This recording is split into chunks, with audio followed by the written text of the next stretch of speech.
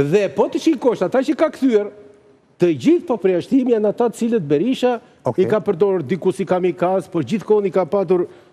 besnikët e tij, po besnikët e tij që nga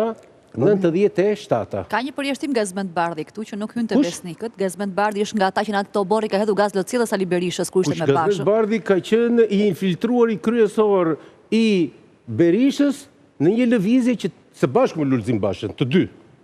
që tentonin të neutralizonin frymën antiberishiane brenda Partisë Demokratike, dhe ky ishte absolutisht personi që sabotoi absolutisht atë lëvizje, sepse në zgjedhjet lokale që janë bërë, ku ata dolën si etnitet politik dhe elektoral më vete, ky person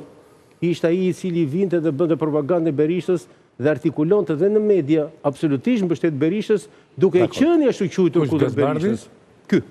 nuk përputhet fare për shkrimin juaj, atë që ai ka thënë dhe ka bërë. Ka qëndrime sepse ka qëndrime të egra ndaj familjes së ka tij. qenë loja e tij, sepse